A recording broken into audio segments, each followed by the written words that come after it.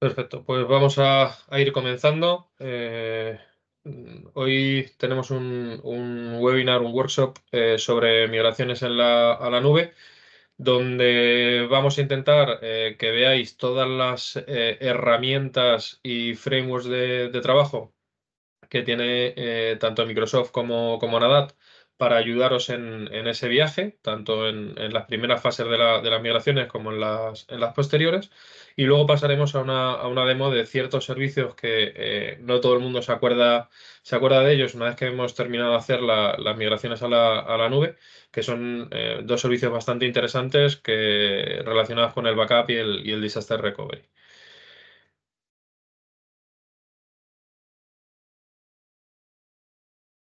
Antes de nada, dos preguntas que siempre suelen ser las más repetitivas, ¿vale? Tenéis un apartado por ahí encima que se llama P y R, ¿vale? Donde podéis ir haciendo preguntas. Queremos que sea bastante dinámico, por lo que si hay alguna pregunta y demás, nuestra compañera Silvia nos irá interrumpiendo e iremos dotando de más contenido a la presentación, que no sea solamente nosotros hablando y vosotros escuchando. Así que cualquier pregunta o duda o ampliación que queráis del contenido del workshop, sentidos libres de irlas haciendo.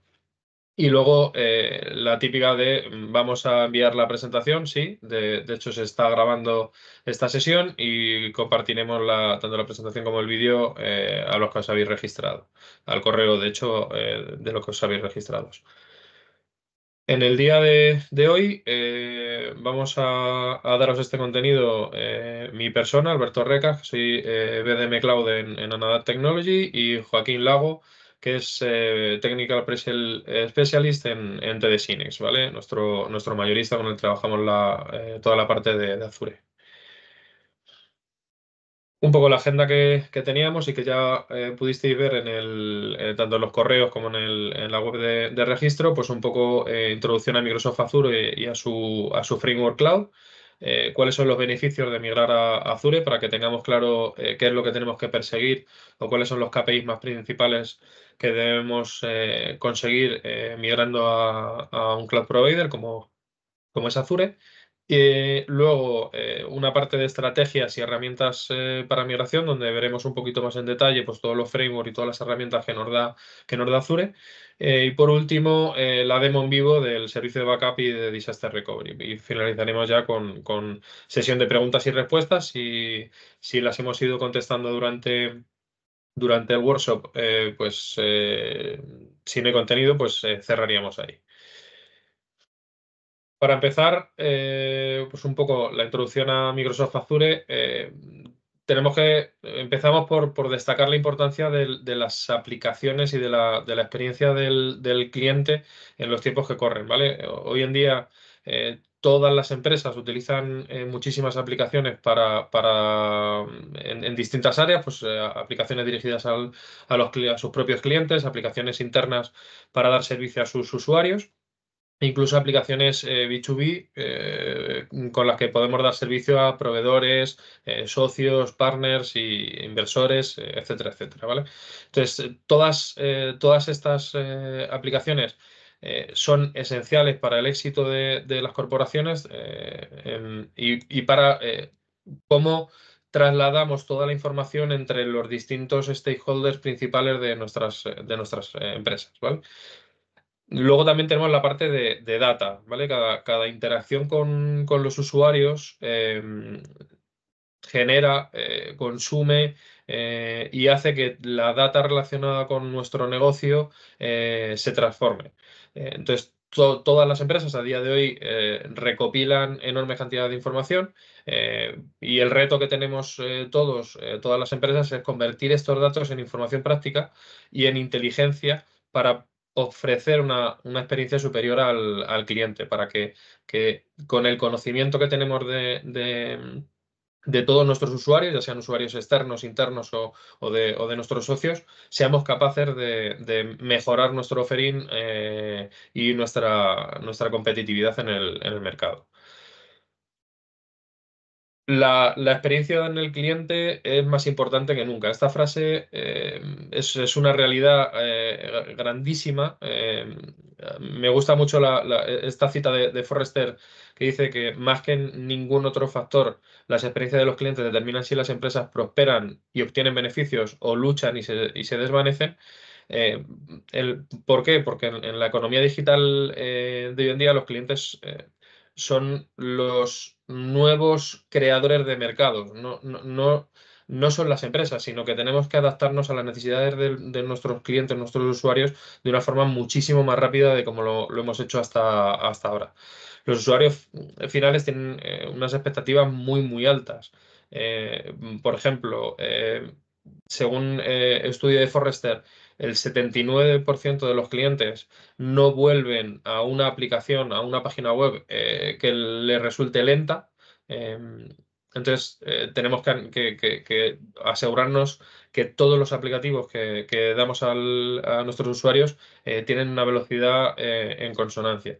Además, a los clientes les importa mucho las experiencias personalizadas, por lo que el 38% de ellos no vuelven a un sitio web, no vuelven a consumir un servicio web si tienen que repetir constantemente lo mismo en un sitio y en otro.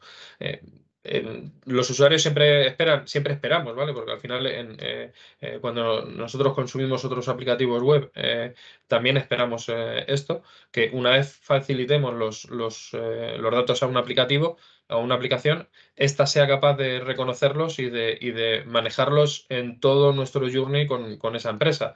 Es decir, eh, pongo siempre un ejemplo muy, muy típico de, oye, yo he metido los datos en un formulario y una vez que meto esos datos en un formulario me vuelven a preguntar por mi nombre. Entonces, eh, no tiene mucho sentido si ya he dado los datos que me preguntes otra vez por ellos. Entonces, este tipo de comportamientos hacen que gran parte de nuestros usuarios puedan abandonar nuestro aplicativo.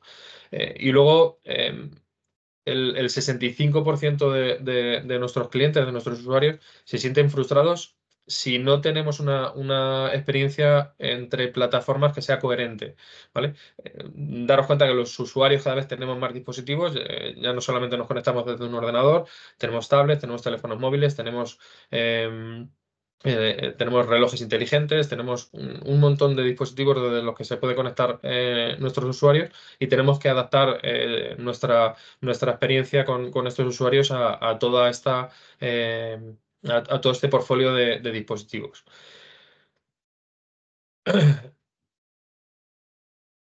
Y a esto le sumamos el desafío con las webs modernas. Es decir, tenemos que ser conscientes que los sitios web han evolucionado mucho en los últimos años, ya no son solamente un repositorio público de contenido estático que las empresas de vez en cuando actualizaban, otras no, sino que ahora mismo son entidades vivas que tienen cambios constantes y que sirven como vehículo principal para ofrecer nuestro discurso hacia nuestros clientes, ¿vale? Pues ofrecer tanto campañas digitales, compromiso más profundo con nuestros clientes, conversaciones con ellos, ofrecerles nuestro propio soporte. Son aplicativos mucho más complejos y mucho más densos de lo que eran en el pasado. Entonces, ¿esto qué significa? Pues significa que el desarrollo de estas aplicaciones web ha cambiado mucho en los últimos tiempos. Ahora es un proceso muchísimo más ágil y tenemos que intentar que sea muchísimo más ágil también en el futuro. No solo en términos de cómo hacemos las actualizaciones de estos aplicativos, ajustándonos a las necesidades de nuestros usuarios, sino también ser capaces de proporcionar una experiencia consistente a través de todas las plataformas que van a utilizar nuestros propios usuarios. Eh, Aquí, sobre todo, lo he verbalizado muy como aplicación web. No quiero que se queden en vuestra mente que son páginas web, que no sean, podemos estar hablando de servicios de API con los que tenemos interacción con socios, con proveedores, que intercambiamos datos entre empresas, aunque seamos competencia, pero que compartamos datos de cierta índole. Hay un montón de servicios y de aplicaciones web que tienen que seguir todos estos principios, ¿vale? Y para esto, ¿qué hace Microsoft? Pues Microsoft tiene un ecosistema grandísimo. Creo que es el ecosistema más grande de todos los cloud providers que hay en el panorama, casi me atrevería a decir, mundial.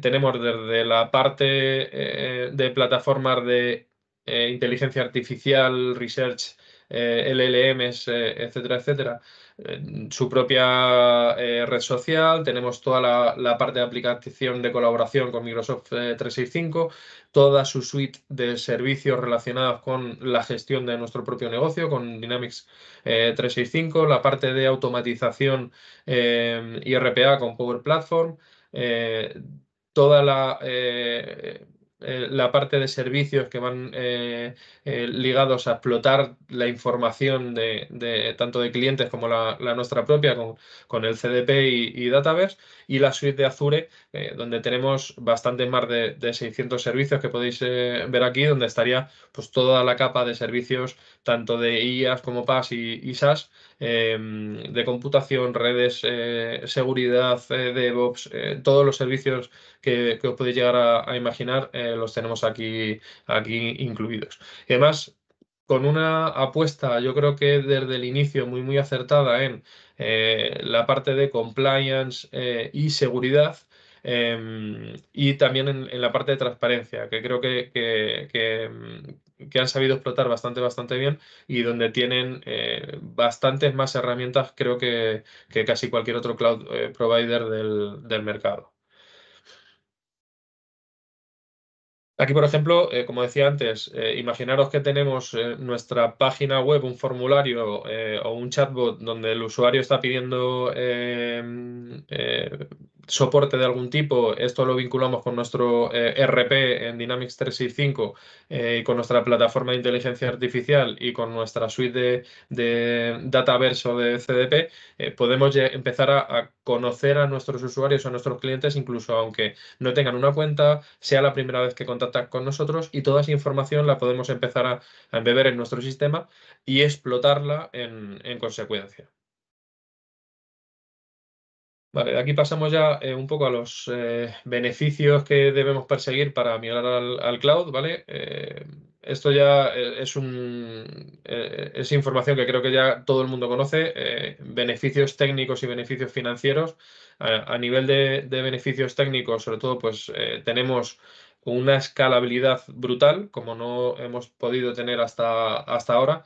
Tenemos un servicio mucho más disponible, tenemos SLAs que llegan hasta el 99,59, ¿vale? Eso, conseguirlo en una infraestructura on-premise es bastante, bastante complicado, por no decir prácticamente imposible.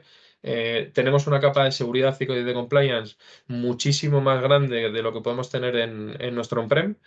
Y luego tenemos también unas herramientas y una capacidad de optimizar nuestros recursos dependiendo de la capacidad que necesitemos en cada momento, muchísimo más grandes que hacerlo on-prem, ¿vale? En on-prem, al final, el modelo, como se puede ver en los beneficios financieros, el modelo en on-prem es un modelo CAPEX, y ahora cambiamos a un modelo OPEX, en el que hay ciertos cambios, ahora lo vemos en las siguientes slides, pero que sobre todo nos facilita el no tener que hacer inversiones de forma adelantada para la infraestructura que necesitemos. Es decir, podemos ir cambiando nuestro modelo de gasto de infraestructura, de un modelo ligado a la inversión a un modelo ligado a la operación, con lo que conseguimos Incluso en algunos sistemas, nosotros, por ejemplo, tenemos una aplicación que se llama Secure App, que es toda la infra necesaria para tener un sitio web listo y funcionando, donde el coste por tener toda la infraestructura es bajísimo y cambiarlo a este modelo lo que hace es convertirlo en un coste de venta. Si tengo muchos usuarios, tengo mucha gente en mi e-commerce, por ejemplo, o en mi página web, soy capaz de ir subiendo ese coste, pero eso lo que me asegura es que ese coste va a ir ligado siempre a una oportunidad de venta. Como beneficios financieros también tenemos menor huella de centro de datos, tenemos muchísimo menos consumo de recursos y, y menor gestión en toda la parte menos ligada a nuestro negocio, pues toda la parte de hierro, licencias, etcétera, etcétera, pues esa parte es bastante menor densa que cuando lo hacemos en on-prem. Mejoramos muchísimo la productividad del personal, es decir, con la misma gente somos capaces de hacer más cosas, que esto a nivel empresarial siempre nos gusta bastante. Y luego el tema de sostenibilidad. El agrupar muchos clientes en un único data center hace que sea mucho más óptimo el consumo tanto de electricidad como de otros recursos que si cada uno tuviera su data center en sus propias oficinas. Como os decía antes, cambiamos el modelo, ¿vale? Cuando pasamos de un modelo como es el de on-prem de inversión eh, a un modelo de migración a nube, eh, se producen cambios, ¿vale? Tenemos cambios en la situación financiera, en la contabilidad, en los KPIs que podemos medir, porque como decía antes, pasamos de una categoría de costes a otra, pasamos de CAPEX a OPEX. Tenemos también cambios en los procesos, ¿vale? Los presupuestos de gastos de capital pasan a presupuestos de gastos operativos, como decía antes, y todo esto tiene un impacto técnico y financiero. Es decir, en los procesos de migración al cloud no deberíamos verlos como procesos únicamente tecnológicos. Tenemos un cambio de cómo vamos a gestionar estos costes, cómo vamos a imputarlos, quién es el propietario de estos costes y debemos alinear muy bien a todos los socios de estos proyectos, ¿vale? Y principalmente a la gente de finanzas y a la gente de tecnología, ¿vale? Un gráfico que me gusta mucho, mucho, mucho para entender qué es lo que esperamos de un proceso, un proyecto de migración. Tenemos que darnos cuenta que lo que estamos haciendo es crear un puente por el que vamos a viajar, ¿vale? Este puente, como todas las inversiones que hacemos inicialmente, tiene una primera fase en la que tenemos un coste más elevado, es decir, si yo quiero migrar todo mi on-prem o gran parte de mi on-prem a un servicio cloud, como es el de Azure, voy a tener que hacer inversiones iniciales, ¿vale? Si podéis ver en el gráfico, tenemos ese pico al inicio, en el primer año. Esto sería una migración muy, muy grande, ¿vale? Estamos hablando de una migración a 5 o 6 años en la que se obtienen los primeros ahorros durante el segundo año, finales del primer año, principios del segundo año, con ciertas herramientas, ¿vale? Que ahora os contaré. Eh, pero hacemos un uso de recursos de Microsoft. Es decir, Microsoft pone a disposición de los clientes finales una serie de inversiones en proyectos de migración, dependiendo de la cuantía, pues son mayores o menores de la cuantía del importe anual del contrato, para poder aminorar ese esfuerzo que tienen que hacer los clientes inicial, minimizarlo lo máximo posible para que su coste siga siendo prácticamente el mismo o un poquito superior, pero que sepamos que eso va a ir bajando durante el tiempo. Entonces, dependiendo de las metodologías de migración que elijamos, pues desde subir todo según está, hacer un lift and shift a un cloud provider, hasta innovar nuestros aplicativos y desarrollarlos de verdad o aprovechando los máximos beneficios del cloud, hay mucho camino, mucho trabajo que hacer por parte de las empresas. Entonces, desde esos pasos iniciales hasta esos pasos finales donde ya vamos a obtener de verdad los beneficios tanto económicos como tecnológicos del cloud, pues hay que hacer bastantes trabajos y es un proyecto a largo plazo, ¿vale? No lo podemos ver nunca como un proyecto a corto plazo donde voy a subir toda mi infraestructura y espero que los costes sean menores, ¿vale? Porque tenemos que aprovechar de verdad qué es lo que nos ofrece el cloud. Vale, esto lo voy a pasar un poco rápido, ya lo hemos comentado antes.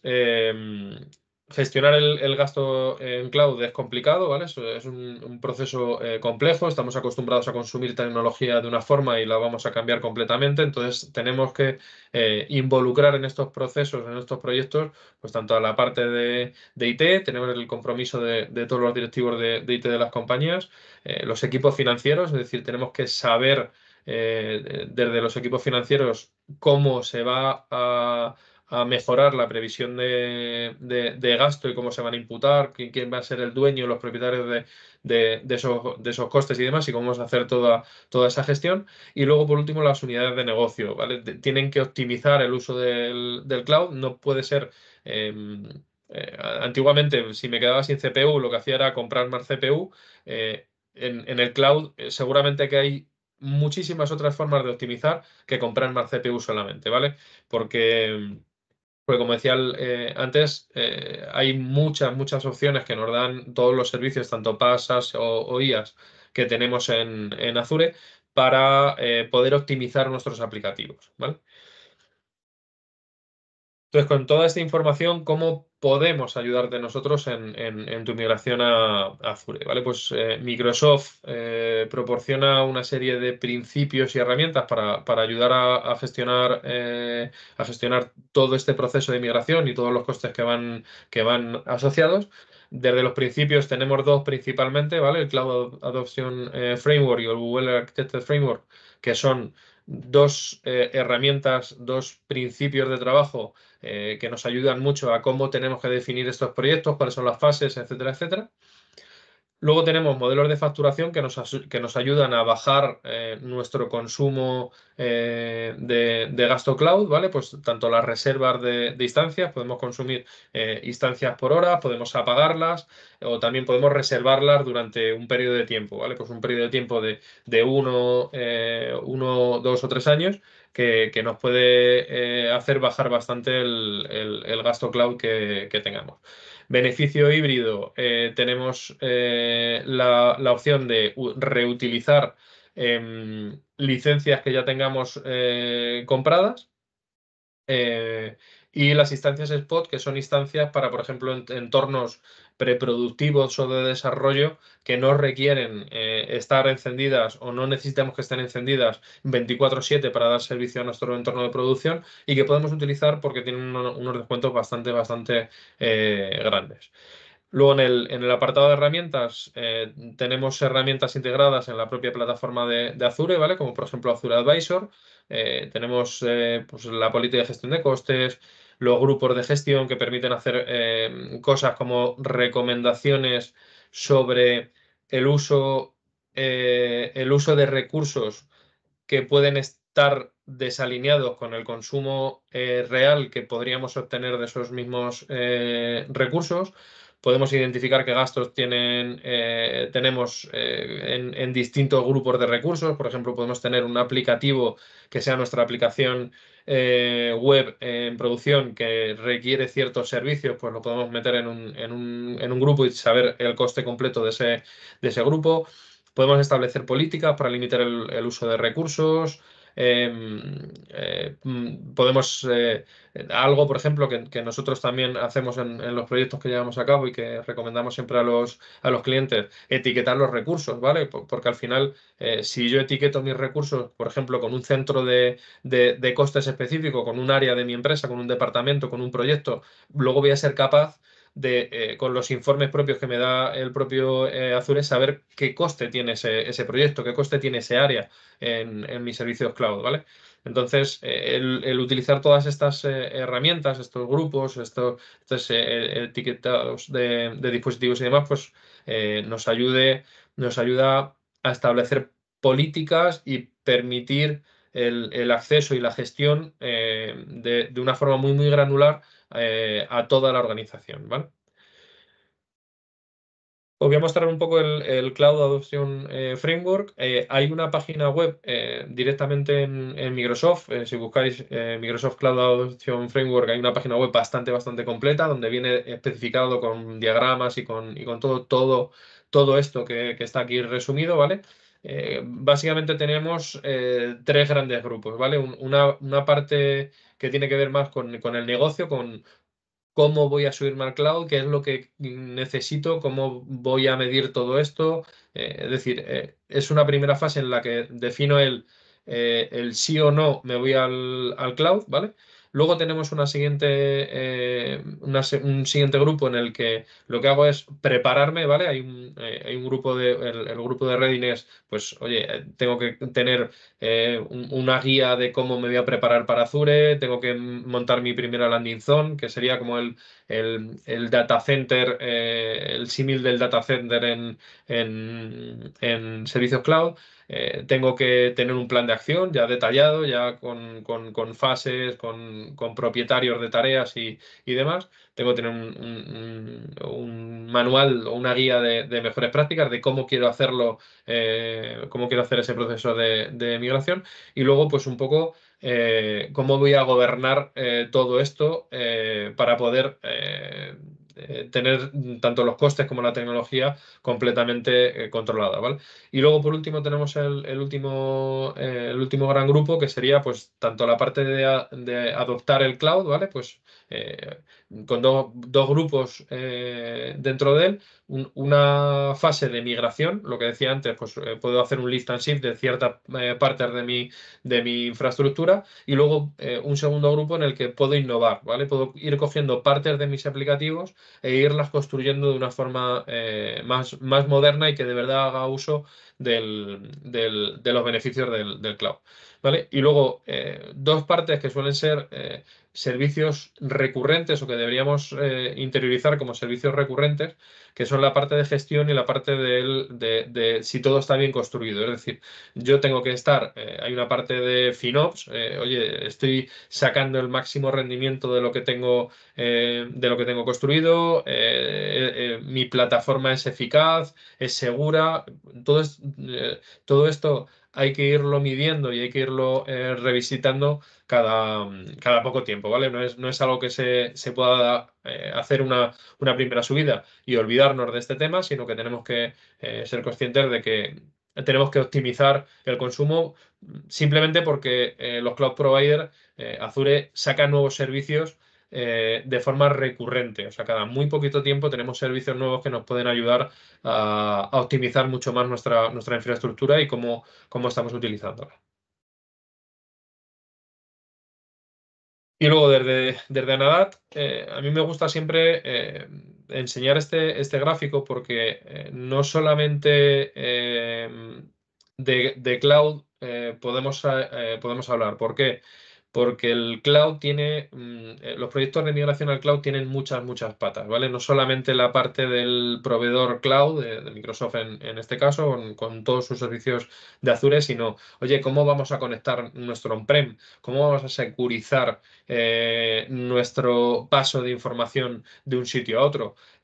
¿Cómo puedo modernizar ciertas partes de mi infraestructura? ¿Puedo empezar a utilizar DevSecOps o DevOps para poder hacer aplicativos más modernos, hacerlos basados en microservicios, etcétera, etcétera?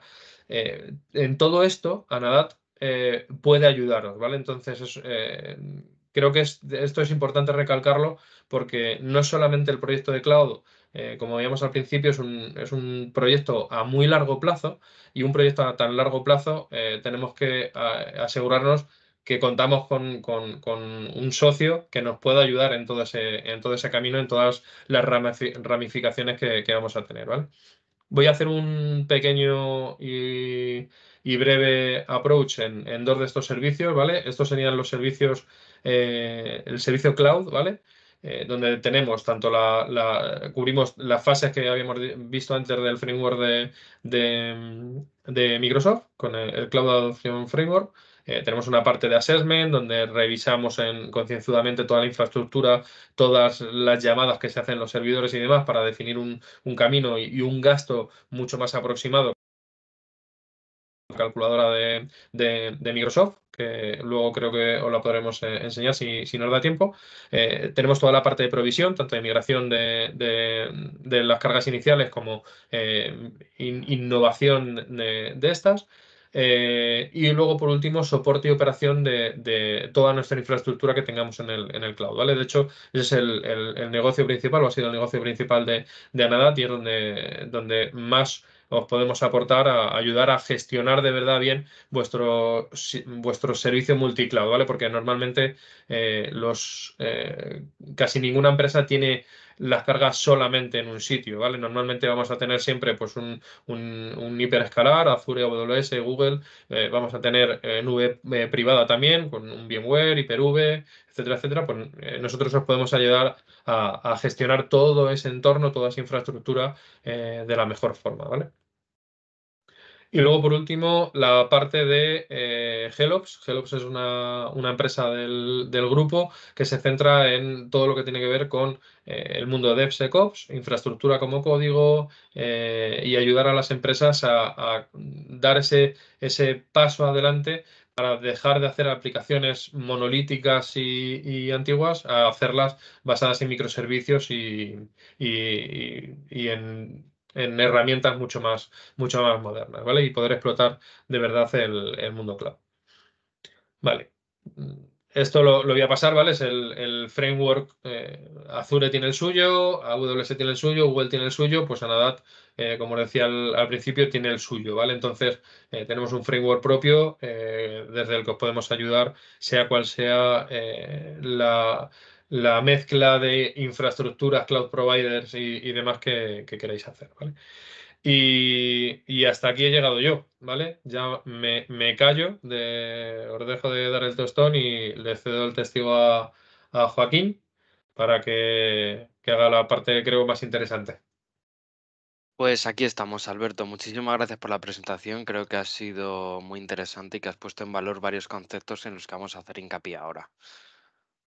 Voy a preparar el browser y voy a empezar a compartiros directamente el portal de Azure, ¿vale? ¿Me confirmáis que se ve correctamente, por favor? El portal. Sí, se ve, Joaquín. Sí, lo vemos, Vale, sí, Joaquín. perfecto, muchísimas gracias. Bien, pues se han hablado de unos cuantos conceptos que Alberto nos ha puesto un poco encima de la mesa y ahora vamos a ver a nivel técnico cómo ejemplificar todo este conocimiento, ¿no? En primer lugar, siempre tenemos que tener en cuenta que a la hora de transicionar nuestras cargas a la nube buscamos la forma más transparente de hacerlo. ¿Esto qué quiere decir? Esto quiere decir que, por ejemplo, si estamos trabajando en un entorno de servicios que tenemos maquetados dentro de máquinas que están con un sistema operativo donde tenemos nuestra aplicación containerizada de la forma que sea, la forma más transparente, manteniendo nuestra forma de trabajar más paralela, siempre va a ser migrar con máquinas virtuales. Esto no quita de que a posteriori se pueda, dentro del propio Azure, optimizar el rendimiento de esta tecnología o de esta solución que estemos usando y moverlo a un servicio más gestionado, más automatizado, ¿vale?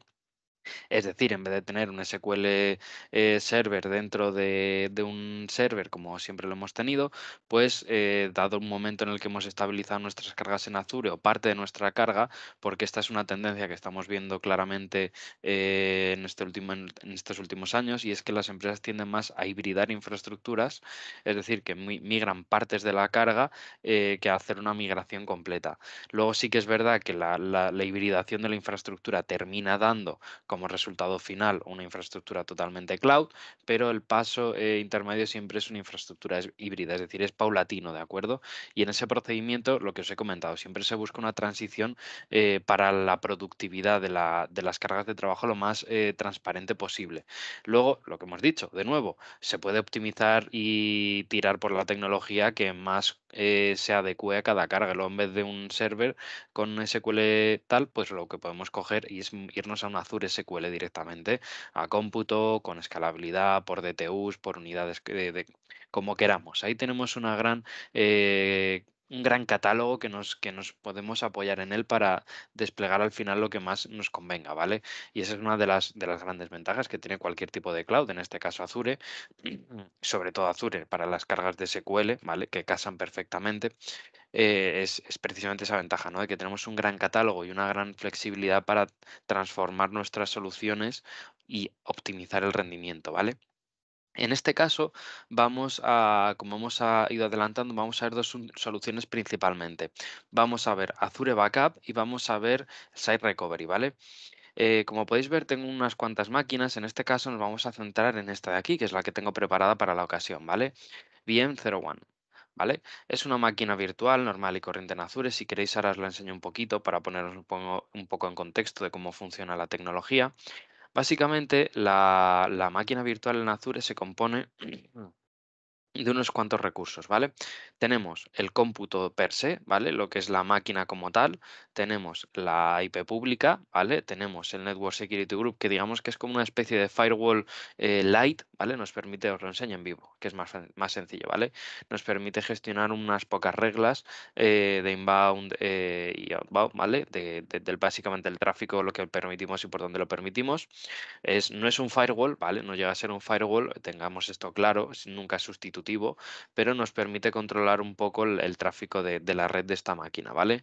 Y la interfaz de red de la propia máquina.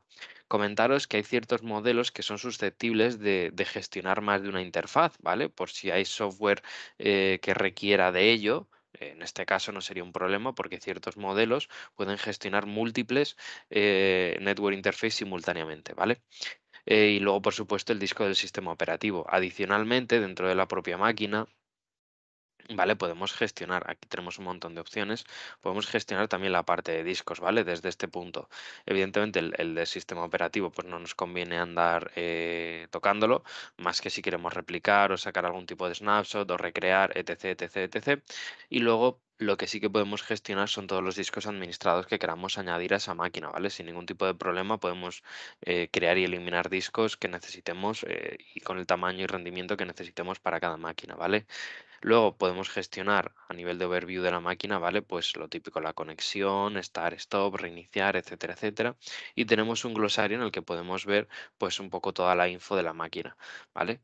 No os preocupéis por la IP pública, que luego ya la cambiaré, ¿vale? No es un problema de seguridad importante. Y pues también tenemos las properties, que es como hemos desplegado la máquina, ¿vale? Un poco con más detalle lo que hemos visto. La gente version hace referencia a la gente de Azure de máquina virtual, ¿vale? Que se va actualizando de forma autónoma. Y también tenemos una parte muy interesante aquí que es el size, ¿vale? Y esto viene tirando de la escalabilidad. Y es que cuando estamos en Azure, en este caso en un hiperescalar, tenemos la capacidad de aumentar y reducir el cómputo de esta misma máquina de una forma muy sencilla. Ahora mismo no lo voy a hacer porque implica un reinicio, ¿vale? Es cuestión de 2 3 minutos. Es decir, escojo el tamaño que me convenga ahora mismo. Pues si quiero utilizar, en vez de creo que estoy haciendo una serie B, pues si me interesa más rendimiento, una de 4SV3, ¿vale? Sería tan sencillo como hacer un resize y de esta forma, aplicando un reinicio, lo que es una parada de servicio, tenedlo en cuenta, ¿vale? Se aplicaría el nuevo tamaño de la máquina, ¿vale? No es complejo en absoluto, pero es una parada de servicio y hay que tenerlo en cuenta. Bien, volviendo al grupo de recursos. Adicionalmente a todas las cargas que implica la propia máquina, aquí falta una cosa, ¿vale? Que es la red. La red en la que yo he desplegado o he asociado a esta máquina. En este caso, como estoy trabajando en una infraestructura de demo, pues mucho más polivalente y compleja, como podéis ver, tengo cargas de bin, tengo domain controllers, tengo virtual desktops. Entonces, lo que necesito aquí es un poco de control sobre las redes para poder gestionar el tráfico de una forma un poco más precisa y configurar por partes partes y por tramos lo que realmente vaya necesitando. Si quiero montar un VPN para la parte de los domains, controller a nivel local para hacer alguna demo concreta, pues tengo esa granularidad, ¿vale? Y es la recomendación, ir separando lo máximo posible las cargas y tenerlo todo lo más ordenado posible y sobre todo muy útil en esta parte el tema de los tags, ¿vale? Que veis aquí. Ahora mismo no estoy trabajando con tags porque al final en casa, ¿cómo se decía? En casa del herrero cuchillo de palo, algo así.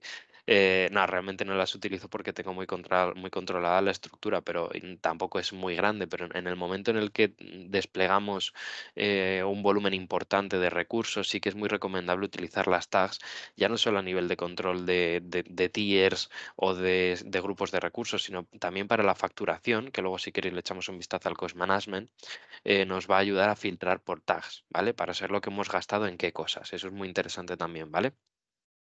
Y lo que os comentaba a nivel de red, esta que estamos viendo en concreto, la VM01, está aquí metida, ¿vale? En la VNet VM, ¿vale? Que es una VNet que he destinado única y exclusivamente para cargas de máquinas virtuales aisladas. Es decir, que no son máquinas especiales como pueden ser los domain controllers, disculpad, o como pueden ser los hosts de sesión del Virtual Desktop, ¿vale? Que al final esto también son máquinas virtuales, como podéis ver aquí, que está metida dentro de un host pool de un host de sesión, pero las tengo separadas por ese tipo de cargas, ¿vale? Súper importante ser ordenados a la hora de desplegar. Y también es súper importante tener claro y predefinido qué es lo que necesito desplegar y cómo lo voy a configurar a nivel de red, porque una vez he desplegado una máquina en una red, yo esa máquina no la puedo cambiar de red. ¿Puedo redesplegar la máquina? Sí. ¿Cómo lo haría? Bueno, pues yo cojo la máquina virtual, me voy al disco, ¿vale? Crearía un snapshot, a partir de de ese snapshot creo otro disco y levanto esa máquina en la red que yo necesite, en la que yo haya configurado nueva. Pero ya no es tan sencillo como mover simplemente la máquina de red. De nuevo, implica una parada de servicio, ¿vale? Evidentemente, porque tengo que levantar una máquina en una red nueva y no es tan transparente, ¿vale? Entonces tengamos muy presente que puede ser complicado. Complicado entre comillas, cogerlo con pinzas, ¿vale? No es un procedimiento técnico eh, muy complicado. Ya habéis visto que creamos el lapso, levantamos, configuramos la máquina paralelamente con la otra y ya está. Pero claro, es una parada de servicio que puede implicar algún problema en según qué entornos de producción, ¿vale? Tengamos eso, esa parte presente, que no es autónomo, básicamente, quiero decir, no es un procedimiento automático y transparente. Bien. En segundo lugar, vemos que aquí hay un apartado, un recurso que es este de aquí, ¿vale? Que es el que nos va a servir para la primera parte de la demo, que es el Recovery Service Vault, ¿vale? Aquí este recurso lo podemos desplegar previamente, lo podemos configurar directamente cuando vayamos a habilitar el Azure Backup, ¿vale? Básicamente es nuestro almacenamiento para copias y ese recovery también puede serlo para las máquinas que queramos asociar a este vault. En este caso yo he nombrado el vault VM01 para esta máquina en concreto, pero podríamos utilizar el mismo vault para, por ejemplo, las cargas de la máquina VM01 a la 4, ¿vale? Porque al final son cargas muy parecidas y no hay problema en gestionarlo de una forma unificada. De hecho, es una de sus ventajas, que podemos gestionarlo de una forma más centralizada, ¿vale? ¿Cómo habilitamos el Azure Backup para las máquinas virtuales? Bien, es un procedimiento tremendamente sencillo, ¿vale? Nunca tenemos que dejar de lado el hecho de que necesitamos saber lo que estamos haciendo, que no es complejo, pero tenemos que saber lo que estamos aplicando y de qué forma lo estamos aplicando, porque vamos a ver que pese a que es muy sencillo, tiene sus opciones y sus posibilidades, ¿vale? Si nos vamos a la propia máquina virtual como recurso, aquí en Capabilities tenemos unas cuantas opciones. Como podéis ver, tengo habilitadas ya las dos que vamos a utilizar hoy en la demo, ¿vale? La primera de ellas es el backup. En caso de que no estuviese habilitado, sería tan sencillo como darle a habilitar. Vamos a hacer el ejercicio, de hecho. En esta no lo tengo habilitado. Aunque esté apagada, no sé si es relevante. ¿Ves? Como podéis ver, no lo tengo configurado. Y este es todo el panel que vamos a necesitar configurar para empezar a cubrir nuestra máquina virtual con copias de seguridad. En este caso podemos crear un nuevo Vault o podemos utilizar uno existente, como os he comentado, ¿vale? El Vault MVVM01 podría servirnos para cubrir el resto sin ningún tipo de problema. Y tenemos dos tipos de subpolíticas, ¿vale? Tenemos las mejoradas y las estándar. La diferencia principal entre ambas es la cantidad de copias diarias que nos hacen. La estándar, como podéis ver aquí en la política, que después podemos editar la política y la retención, ¿vale? Esto nos despliega una default Disculpad, que ando un poco tosco de la garganta. Como podéis ver, aquí tenemos varias opciones de políticas, ¿vale? Que nos generan las default que después podemos editar, ¿vale? Totalmente a nuestro criterio la capacidad de retención de las copias. Y la ENAD, digamos, la mejorada, la más fuerte, digamos que es más, tiene capacidad más repetitiva. Como podéis ver aquí, cada 4 horas, empezando desde las 8, nos empieza a hacer copias de seguridad, ¿vale? Tenemos más históricos a lo largo de ese mismo día para tirar si necesitamos recuperar copias, ¿vale? Por supuesto, y como estaréis imaginando, esto tiene un impacto en el precio. ¿Por qué? Porque cuantas más copias, más almacenamiento, cuantas más retenciones, más política, mayor sea la política de retención, mayor va a ser el almacenamiento que necesite para guardarlas. Y evidentemente yo facturo por precio a nivel de backup, que luego lo vamos a ver a nivel de pricing calculator, ¿vale? Que la tengo aquí abierta ya. Muy brevemente, ¿vale? Tampoco vamos a indagar demasiado, simplemente para explicaros un poquito cómo se facturan estos dos servicios. Y también nos ofrece la posibilidad, bueno, la de sistema operativo, en este caso solo tengo este disco, si tuviese múltiples discos me dejaría seleccionarlos. Y la opción habilitada ya de si queremos incluir en esta copia futuros discos que yo agregue a esta máquina, lo cual podría ser interesante porque de forma automática haría esa labor, ¿vale? Volvemos a la VM01 y vamos a echar un vistazo al Azure Backup que ya tenemos configurado, ¿vale? Que es este de aquí. Y como podéis ver, este sería el menú que tendríamos una vez terminamos de configurar el paso anterior que hemos visto, ¿vale? Aquí tenemos un par de copias de seguridad que he lanzado esta misma mañana, hace un rato, ¿vale? Para poder enseñarosla y cómo trabajamos. Y tenemos unas cuantas opciones. Podemos hacer un backup now, es decir, que podemos forzar un backup en cualquier momento según necesitemos, más allá de las políticas de retención que tengamos ya establecidas. Podemos hacer un restore VM. El restore podemos hacerlo sobre la misma máquina, podemos restaurar en otra máquina distinta y podemos hacer un file recovery, ¿vale? Y un stop backup según necesitemos. Todas estas opciones, el timing va a depender del volumen, ¿vale? Entonces es muy recomendable siempre tener la capacidad o la costumbre, digamos, de que al menos una persona dentro de nuestra infraestructura vaya chequeando en qué punto estamos de tiempos de recuperación y de restore, ¿vale? Es muy interesante contar con el dato de cuánto voy a tardar en levantar mi máquina si necesito levantarla desde una copia completa, ¿vale? Esos datos son muy interesantes disponer de ellos. Y aquí tenemos pues un poco los históricos del último que se ha ido haciendo, ¿vale? Adicionalmente tenemos un centro que es el Backup Center, desde donde podemos controlarlo todo de una forma un poco más centralizada, ¿vale? Aquí tenemos, por ejemplo, pues un dashboard donde podemos chequear todo esto. En este caso que estáis viendo aquí, ahora vamos a ver por qué me pone que la seguridad es pobre, ¿vale? Y os voy a explicar cómo podríamos remediar esto, porque ahora mismo está por default. O sea, acabo de desplegar esta mañana las copias y el vault está como Dios lo trajo al mundo. Es decir, no tiene nada configurado adicionalmente, lo cual puede ser un problema de seguridad y de resiliencia si tenemos que enfrentarnos a un tema de ransomware en nuestra infra, ¿vale? Y ahora vamos a hacer un poco de hincapié en cómo podemos solventar o qué herramientas podemos utilizar para atacar ese problema, ¿vale? Y como podéis ver aquí desde el dashboard, pues tenemos unas cuantas opciones más, ¿vale? Y podemos centrar todo en este punto. Lo que os he comentado, ¿vale? Las backup policies, aquí tenemos las que estamos aplicando y que podemos crear y editar según totalmente necesitemos, ¿vale? A nivel de retención, como podéis ver aquí, ¿vale? Esto es totalmente según lo que se necesite y la criticidad de cada carga, ¿vale? Los vaults de los que disponemos, que en este caso solo tengo uno, ¿vale? Bueno, dos, perdón. Este es el del Site Recovery que he utilizado uno adicional en una zona, en una región distinta y ahora os voy a explicar por qué, ¿vale? Ya entrando más en detalle de configuración de seguridad, como estábamos comentando, ¿vale? Si nos vamos al propio Vault, tenemos unas cuantas opciones para fortificar aún más el servicio y la tecnología del Vault, ¿vale? De la copia de seguridad.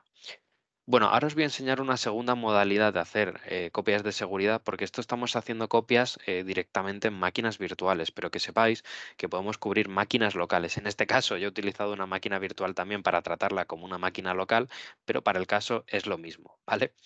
Y a nivel de propiedades, os voy a enseñar cómo podemos solventar estos temas que hemos visto antes, ¿vale? Bueno, el backup configuration a nivel de update, ¿vale? Si queremos habilitar el cross-region restore para restaurar en una región distinta más allá de donde esté habilitada nuestra copia de seguridad, en este caso no tendría problema porque yo el vault lo he desplegado georredundante. Antes, Alberto ha comentado una cosa muy interesante que era la redundancia, ¿vale? Y un 99,59 detrás. Bueno, comentaros que el georredundante es la redundancia más amplia que más seguridad nos ofrece, porque la redundancia local significa que redunda dentro de la misma región, de la misma zona. Digamos que entendamos la local como el edificio de Microsoft, ¿vale?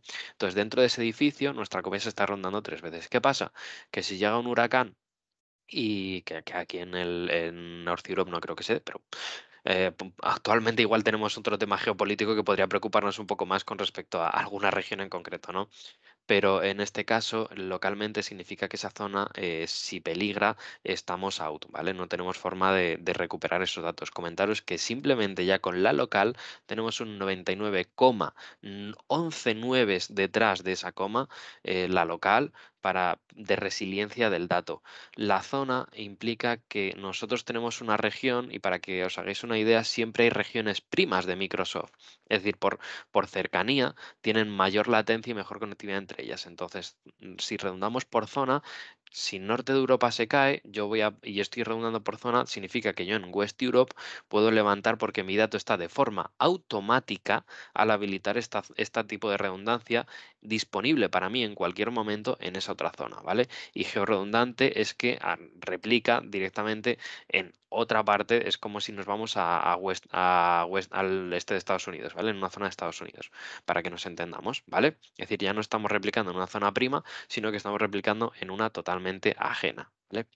Y el Cross Region Restore lo que nos permite es recuperar en este tipo de regiones distintas a la nativa en la que hemos desplegado la solución, ¿vale? Cosas más interesantes. Este agente es el que vamos a utilizar, ¿vale? Por daros el tip ya. Este agente que veis aquí, Recovery Service Agent, es el que me he descargado desde aquí para aplicarlo dentro de la propia máquina, ¿vale? Me he metido en el portal, he descargado y lo he instalado dentro del sistema operativo de la máquina. Backup Credential también lo vamos a necesitar para configurar el agente a nivel local, ¿vale? Básicamente son las credenciales del Vault la que nos van a permitir asociar la máquina local contra este Vault a nivel cloud, ¿vale? Entonces va a asociar este Vault con la máquina y las copias nos las va a meter aquí mismo, ¿vale? Y aquí tenemos varias opciones. Aquí incluso nos lo remarca ya de una forma bastante clara, ¿no? Oye, el nivel de seguridad es pobre. ¿Por qué? Porque tenemos dos opciones interesantes para jugar con ellas. Inmutabilidad. ¿Vale? Desde hace no mucho, la capa de inmutabilidad podemos aplicarla en el Recovery Service Vault. Para poneros un poco en contexto, la inmutabilidad implica en Azure que cuando yo establezco un periodo de retención de las copias de seguridad, yo no puedo modificar ni eliminar esas copias hasta que no hayan cubierto el histórico que es de retención necesario. Es decir, que si yo tengo una copia de seguridad diaria con una retención de 15 días, hasta que no hayan pasado esos 15 días, yo no tengo la capacidad de modificar ni eliminar esa copia de seguridad. ¿Esto por qué es útil? Precisamente para lo que hemos comentado antes. Para un caso de ransomware nos interesa tener la capacidad de esa inmutabilidad en la que nosotros tengamos una copia que no pueda ser eliminada, que no pueda ser modificada, de la que tirar una copia sana. ¿Vale? De la que tirar para recuperar y levantar toda una infraestructura, dado ese caso, y en el que nos hayan encriptado algún tipo de dato y necesitamos recuperar, ¿vale? Y por eso también es importante tener una fuerte política de retención, ya no solo a nivel diario, sino tener una mensual, tener una anual y tener semanales también por periódicas. Todo este tipo de políticas y buenas prácticas que recomienda Microsoft tienen un sentido y un porqué. Junto con la inmutabilidad habilitada, esto nos permite fortificar bastante nuestra estructura de backup y darle una resiliencia bastante más importante, ¿vale? Y finalmente la encriptación, ¿vale? De las opciones de encriptación de la propia copia de seguridad. Aquí no lo tengo encriptado en concreto de una forma densa, está todo por default y por eso me está sacando el PUR, ¿vale? Luego aquí tendríais un trabajo pues de configurar un poco, un poquito más según vuestra necesidad, ¿vale? Y la otra parte es esta de aquí, la del soft delete, ¿vale? Esta parte lo que nos va a permitir es que si yo estoy eliminando o haciendo alguna limpieza, no me va a permitir eliminar el Recovery Service Vault en base a estas políticas que yo habilite, ¿vale? Bien, ahora vamos a pasar directamente a la máquina, vamos a conectarnos a ella y os voy a enseñar cómo funciona el agente. Como si vamos a tratar, imaginémonos que esto no es una máquina virtual en Azure, ¿vale? Y que esto es una máquina local. Me estoy conectando, ahora dejo de compartiros el browser y os comparto el RDP, ¿vale?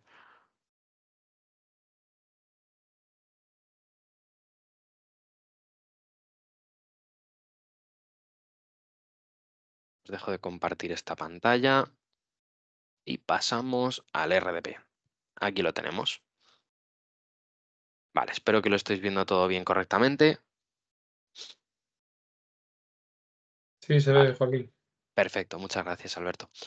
Bueno, pues lo que estáis viendo aquí es el agente que os he dicho que me he descargado antes desde el portal, pues es este mismo, ¿vale? Aquí en esta carpetita de backup tengo guardadas un par de cosas. Tengo guardado pues el instalador, el propio agente y las credenciales.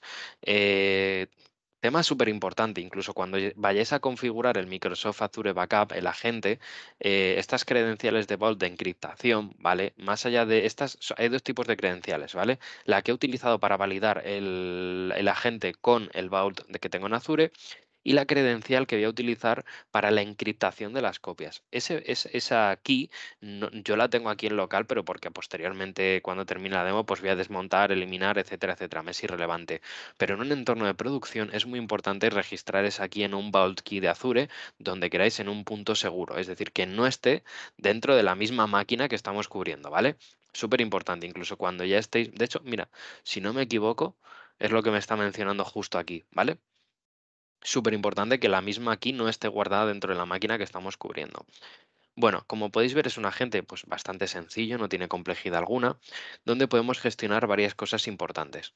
Tenemos el schedule del backup, que es programación de la cantidad de backups que necesitemos, registrar el servidor, pues si estamos registrando un servidor nuevo y queremos recuperar en uno distinto, se puede hacer. Tenemos la capacidad de lanzar un backup now, como hemos visto, salirnos de esa programación y forzar un backup en cualquier momento, y el recover data. Aquí tenemos también una parte muy importante en las properties, aparte de la configuración de la encriptación del proxy, si queremos configurarlo por fuera podemos hacerlo. Tenemos la parte del throttling, ¿vale? Básicamente del tráfico de red. Esto nos va a permitir no fastidiar la productividad de red en el entorno de producción con las copias de seguridad, ¿vale? Lo que establecemos básicamente es en las work hours, es decir, en este periodo se está trabajando. Entonces tú en este periodo no vas a pasarte de este consumo de red y en las horas de no trabajo tú vas a poder pasarte de este otro consumo de red, ¿vale? Y de esta forma lo que hacemos es fastidiar lo menos posible el entorno de producción, la red de producción, si estamos trabajando porque evidentemente es un entorno de producción, supongamos esta máquina y estamos trabajando directamente con ella, no podemos separar una red únicamente para el Azure Backup, como podríamos hacer con otros fabricantes, como puede ser Veeam, a nivel de configuración de proxies, ¿vale? Entonces, nos ayuda un poco a paliar esa problemática, ¿vale?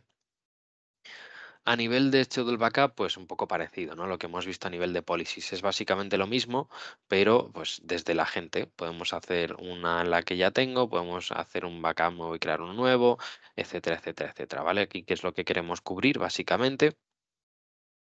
Pues donde que si queremos hacerlo day, week, las horas, las políticas de retención, las confirmaciones de todo lo que hemos ido programando y el finish, ¿vale? Importantísimo. Y de esta forma ya tendremos configurado el schedule del backup, ¿vale? En este caso vamos a hacer un ejercicio de recover para que veáis lo sencillo que es, ¿vale? Vamos a hacer un recover data, vamos a recuperar en este servidor en región primaria, porque no tenemos habilitado, recordaros lo del tema de secundarias, individual files and folders o volumen entero. En este caso vamos a recuperar un file que es el único que tengo aquí metido, ¿vale? En esta carpeta que es folder, como veis no me he partido la cabeza poniendo el nombre, ¿vale? Aquí tenemos la unidad de la que vamos a recuperar, el histórico. Aquí tengo pocas opciones porque he lanzado un par esta mañana. Y así de sencillo ya podríamos empezar a recuperar nuestros files, ¿vale?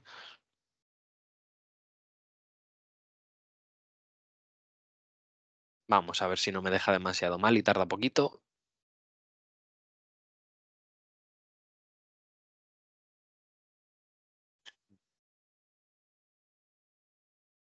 Perfecto.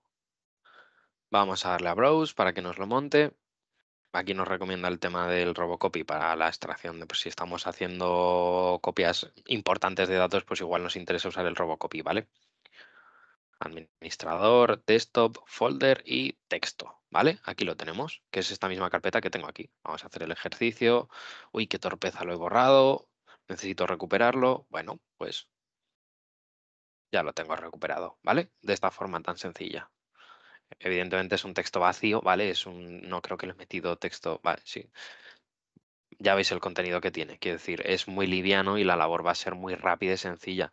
Evidentemente, si estamos hablando de volúmenes de datos más grandes, va a ser una labor más larga, ¿vale? Va a tardar bastante más dependiendo de la cantidad de recuperación de la que estemos hablando, pero es una labor técnicamente sencilla, ¿vale? De realizar. Desmontamos y ya hemos terminado, ¿vale? Voy a desconectar esta parte. Dame un segundo que vuelvo a compartir el portal.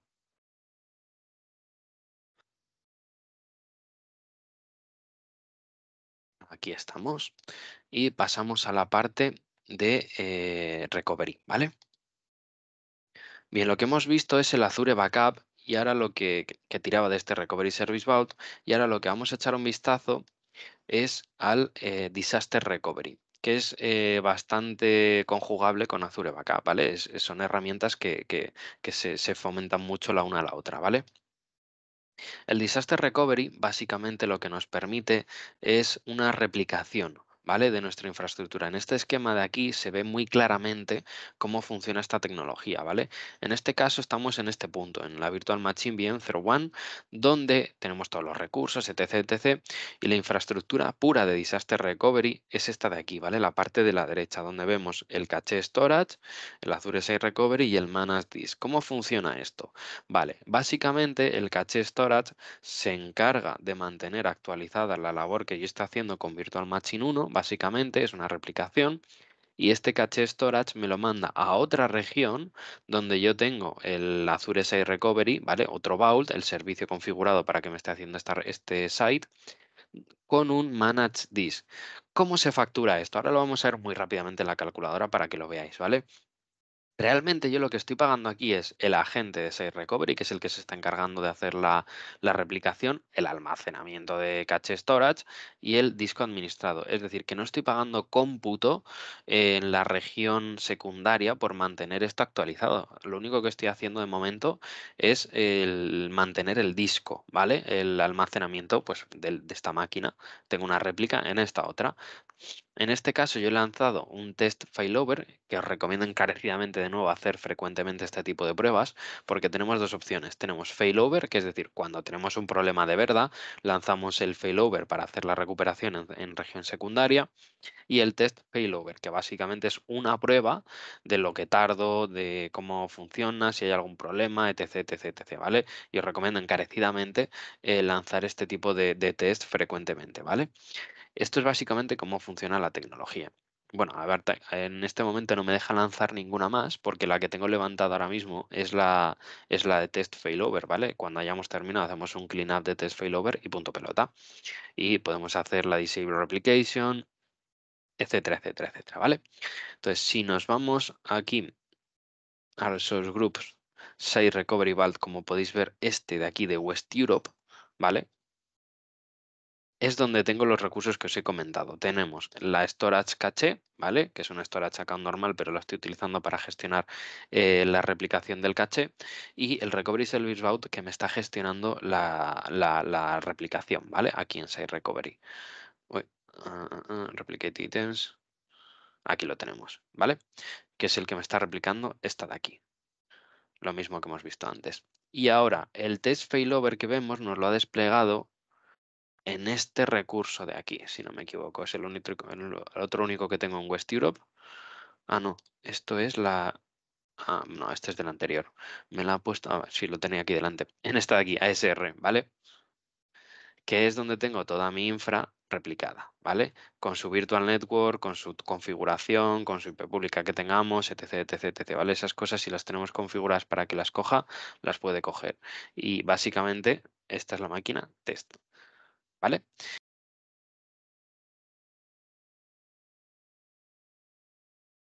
Básicamente ese es el funcionamiento de esta tecnología, ¿vale? Del Site Recovery, ¿vale? Si nos vamos aquí de nuevo para enseñarlo nuevamente el menú, ¿vale? Estas son las capacidades principales. Y aquí tenemos el Cleanup Test Failover Pending que nos está diciendo que, oye, que te lo he hecho, que la replicación está check, te toca hacer la limpieza, ¿vale? Básicamente. Y aquí tenemos toda la labor y los timings que ha hecho, ¿vale? Start de Virtual Machine, un segundo. Prepararla ha tardado 34. Crearla ha tardado 1 minuto y medio, ¿vale? Evidentemente es bastante más rápido este servicio de Site Recovery, porque ya lo tengo replicado en otra región secundaria, que el recuperar un backup. Es decir, si yo tengo que coger y levantar mi máquina de nuevo partiendo de un backup que yo haya hecho anterior y tengo que recrear esa máquina otra vez, pues el timing va a ser mucho mayor que si yo lo único que hago es coger el disco y levantar la máquina. Como podéis ver, evidentemente los timings son mucho menores, ¿vale? Por rematar un poco el contenido con respecto a estas cargas, vamos a echar un vistazo a la calculadora de precios, ¿vale?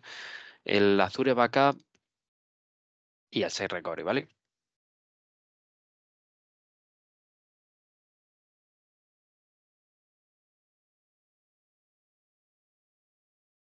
Aquí tenemos los dos. Bien, lo primero que tenemos que hacer es escoger región, totalmente vuestro criterio. Normalmente desde España trabajamos con North Europe, West Europe o en algunas tecnologías France Central también nos da buenos resultados. Entre estas tres, y os digo por qué, porque se escogen estas tres por latencia y por precio. Cada tecnología, dependiendo de la disponibilidad de la región, a nivel de modelo de máquinas, de servicios automatizados, etc., etc., etc., nos da un precio y una latencia mejor en cada una de las regiones, ¿vale? Entonces, dependiendo de una página que dispone Microsoft, ¿vale? En la que podéis ver latencias y todo de cada una de las zonas en base a vuestra ubicación actual, y podéis modificarlo eso, por supuesto, pues cuál nos sale mejor a nivel de pricing y de latencia, ¿vale? Bueno, de pricing en esa página no aparece, aparece latencia. El pricing lo vemos desde aquí, ¿vale? Bueno, el tipo de tecnología que vamos a cubrir con Azure Backup, que aparte de máquinas virtuales, como hemos visto, también podemos cubrir cargas on-premise y podemos cubrir otras tecnologías nativas en Azure, Files, SAP HANA en máquinas virtuales, SQL en máquinas virtuales, Postgre, Kubernetes, etcétera, etcétera. Esta parte de Azure Files es súper interesante porque cuando trabajamos con estructuras de Virtual Desktop en tipo Pullet, ¿vale? Cuando muchos usuarios comparten muchas máquinas, por ejemplo, necesitamos almacenar esos perfiles y es muy crítico tener la capacidad de hacer copias de seguridad sobre ese Azure Files, ¿vale? Que sepáis que se puede hacer también con esta tecnología de forma nativa y prácticamente automatizada, ¿vale? El tipo de políticas que hemos visto antes, ¿vale? Una estándar, la cantidad de máquinas y la media del tamaño, ¿vale? Esto es importante, average size of VMs that need backup, ¿vale? La media del tamaño de las máquinas, es decir, que si tengo una máquina de 100 gigas y otra máquina de 300, ¿vale? Pues la media son 150, ¿vale? Las políticas que vayamos a establecer de retención, ¿vale? De las backup policy, aquí para gustos colores y la frecuencia con la que tenemos pensado acceder al dato. Esto es importante tenerlo claro porque afecta al precio. Es decir, si ponemos low, el almacenamiento me va a salir más barato, pero el acceso al dato me va a salir más caro. Si pongo que voy a acceder en high, el almacenamiento me va a salir más caro, pero el acceso al dato me va a salir más barato. ¿Vale? Al dato va más barato, si me ha salido bien, ¿vale? Y la redundancia, como podéis, lo que hemos comentado antes, local, georredundada, por zona, y RA significa read availability, ¿vale? Básicamente de lectura. Y pues de esta forma cotizamos el servicio, ¿vale? Funciona por tramos de datos, también os digo, de tamaño. Si nos vamos, hay otro apartado interesante, creo es Azure Backup Pricing, Load Backup, ¿es este? Sí, es este. Funciona por tramos, ¿vale? Como podéis ver, Backup for Azure VMs funciona por tramos de datos. De 0 a 50, 4 conta, bueno, esto es precio Microsoft, ¿vale? Luego, para este tipo de cotizaciones, como ha comentado Alberto, apoyaros en ellos, que os van a saber a indicar con mucha más precisión cuánto os podría llegar a costar estos tipos de tecnologías en vuestra infra, ¿vale? Simplemente es para que os hagáis una idea, pero apoyaros en el equipo de Alberto para este tipo de cotizaciones que os van a apoyar con más precisión que esta tabla, ¿vale? Simplemente por poneros en contexto que vamos por tramos, ¿vale? En este caso, el Azure Site Recovery, tener en cuenta que lo único que nos está cotizando aquí es el agente, ¿vale? Si ponemos North Europe, ponemos la cantidad de instancias, me pone una por $16. Bueno, que sepáis que esto lo podéis poner en euros, ¿vale? Aquí lo tenemos. Pero tener cuidado con las cotizaciones del Azure S Recovery. Por eso os digo que es muy importante tener y apoyarse en partners como Anadat para este tipo de labores de cotizaciones, ¿vale? Porque el Azure S Recovery, como hemos visto, lleva asociados otros gastos. Es decir, que ya no es solo lo que me está costando el servicio de Azure S Recovery para mantenerlo replicado, sino que tengo que pagar el almacenamiento de la zona secundaria y el tiempo que yo tenga levantada la segunda máquina en la región secundaria eh, que igual tardo 2, 3 días en arreglar el problema en la primaria o el tiempo que necesite, ese cómputo se va a tener que facturar, ¿vale? Entonces, estas cotizaciones tienen un poco de miga. El servicio Azure SE Recovery se cotiza de esta forma, pero lleva otros gastos asociados, como puede ser el almacenamiento del disco, como puede ser el cómputo que necesite durante 3 días para en caso de failover, etcétera, etcétera, etcétera, ¿vale? Tener cuidado con algunas tecnologías que llevan gastos asociados no tan evidentes, ¿vale? Y con esta parte de la calculadora doy por finalizada mi parte. Espero que lo hayáis encontrado interesante. No sé si ha habido alguna pregunta. No, No ha muchas habido preguntas, ¿no? gracias. Muchas gracias, Joaquín. La verdad que muy interesante y sobre todo de cara a la gente que está conectada al workshop, que tengáis en cuenta que estos servicios que, como decía Joaquín y yo he comentado también al principio, son grandes olvidados en los proyectos de migración y son servicios que, como podéis ver, son muy sencillos de ir activando mismo en el proceso de migración. Según vamos subiendo las primeras máquinas y demás, podemos tener ya unas copias de seguridad más o menos sencillas y a un coste bastante contenido. Y luego, una vez que ya vayamos teniendo más máquinas y demás, podemos ir a soluciones más complejas, como por ejemplo de BIM o de otros fabricantes, o incluso hacer un mix entre varias de estas soluciones. Si queréis, voy a compartir yo la pantalla. Y vamos a ir finalizando, porque realmente ya lo único que nos quedaba sería la parte de preguntas y respuestas. Durante toda la sesión no hemos tenido ninguna. Si queréis, dejamos unos segundos para si alguien tiene alguna pregunta que la pueda formular. Y ya lo único que os podemos decir, pues que si alguien está interesado en cualquier proceso de migración al cloud o quiere ampliar la información, puede contactar con nosotros, ¿vale? Para que podamos ampliarles la información, hacerles demos personalizadas, incluso hablar con Azure para dependiendo del tamaño de las migraciones y demás, pues hacer POCs de todo esto, montar landing page y demás a coste de Microsoft, ¿vale? Intentar buscar fondos para estas primeras tareas en las que tenemos dudas de cómo se puede comportar ya con mi infraestructura y demás, pues que sepáis que Microsoft tiene herramientas, como os he comentado al principio, para poder aminorar estos costes. Y sin más, Silvia, no sé si tenemos alguna pregunta. Si no, No, no hay ninguna pregunta, Alberto. perfecto. Pues yo creo que lo podemos dejar por aquí. Espero que os haya resultado interesante y que os haya resuelto alguna duda que tuvierais en este camino de la migración al cloud. Muchas gracias a todos. Muchas gracias. Hasta luego. Hasta luego.